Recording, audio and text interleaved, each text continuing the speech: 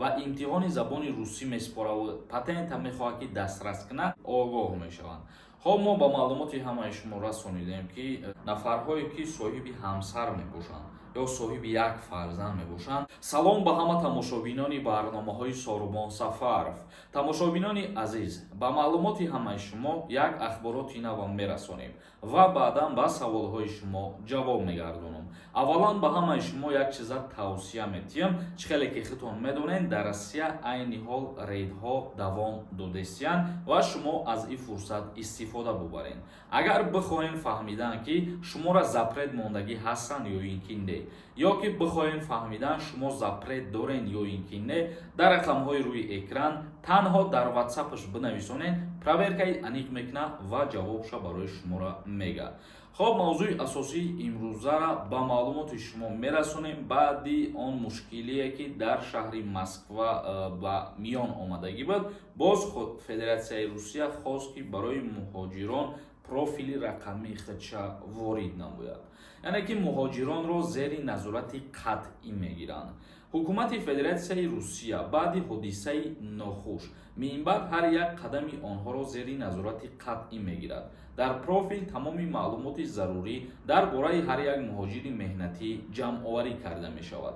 یعنی که حکومت فدراسیای روسیه برای هر یک مهاجری در فدراسیای روسیه قرار داشته پروفیل رقمی ترتیب می‌دهد که در آن پروفیل تمام معلومات ها آید حیات کار و فعالیت مهاجران مقصد معلومات سخرانید می‌شود در اونجا. یعنی که از اینجا پس هر یک شهروند خارجی که با فدراسیای روسیه سفر میکنه و امتحان زبان روسی میسپاره و پتنت میخواد که دسترس کنه پرزور میشه و نظارت کردن انا همین چیزها نیست. و تو حتی ما گفتیم که در پروفیل رقمی وقتی که معلومات آید مهاجران وارد میکنن میتونن که چیها را وارد کنن، از کدام دولت کی آمدگی ای، رجیستراسیش کی بود میشود، یا که در خانه زندگانی میکنه با کیها زندگانی کرده است. انا همین چیزهایی که نازک در نظر هیچ کس نمیتونه میتونن همین چیزها را از اینجا پس به نظر بگیرن با طریق پروفیل رقمی. یعنی که هر یک مهاجر بگیم با خودش دیگر رقم پیدا میکنه، آیدی بگیم. آیدی انا همون نفری که هست در داخلش همه معلومات را دسترس کرده میشود.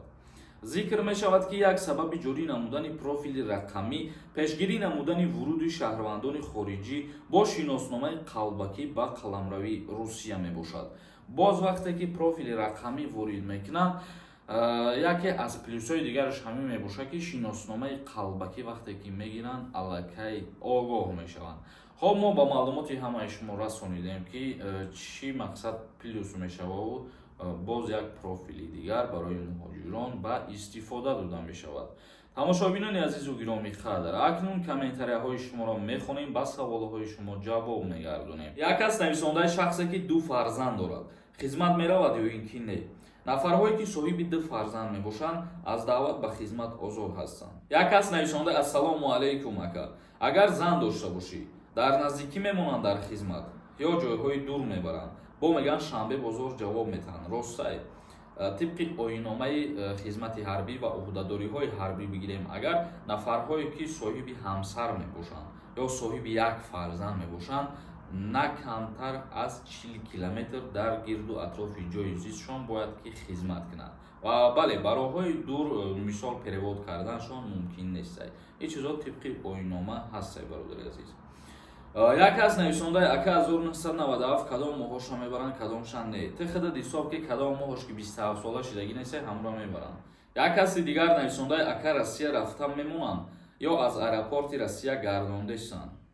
اگر برای آن مشکلی و آن حادثه ناخوشی که شدک گذشت برای همون در نظر داشته باشی که میمونن رفتن یا که نه، بله آدم رفته ایستیم با مثلی پیشتره پراسته که پرویرکاشون کمترک بیشترتر شدگی کمترک یاد سه سوالی مثال زیادتی میپرسند پرسپوس میکنن. اتک ای تاجیکستان هم به روسیه رفته ایستن، از روسیه هم به تاجیکستان آمده ایستن.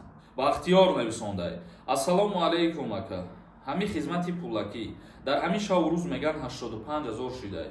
راست باشه التماس یک اتویت بده.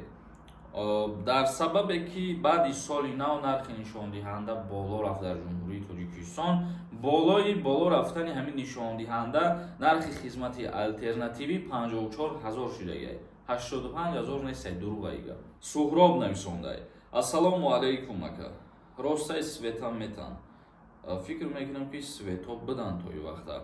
Просто аз сабабе ки сатҳи обои обанборҳо паст шидаги буданд, ба ҳамин хотир як камтар лимит ворид кардаги буданд ва бо гуфтаи як масъули барқи тоҷик шурӯъ карда аз 1 апрел тамоми лимитҳо бардошта мешаванд. Як кас нависонда ассалому алайкум ака. Дар бораи даъваткунӣ ба хизмати ҳарбӣ мегуфтед. Уже сар шидагӣ ҳаст ё ин ки не? Даъваткунӣ ба хизмати ҳарбӣ, бале бародарои азиз, сар шидагӣ ва шаҳрвандои соли таваллуди 1997 то 2006 ба артиш даъват карда мешавад. Як каси дигар нависонда ассалому алайкум акаи Сорбон. Вайни билет номунасаб дошта бошӣ. Боз абдулла меқапа нигодни вайни билет дошта бошӣ. Нигодни вайни билет дошта бошен, аз даъваткунӣ ба хизмати ҳарбӣ озод ҳастед. Мисол мабодое ки шуморо даъват кардан, шумо мерен ана ҳамун вайни билете ки нигодния дар қайди военкомат мемонеша.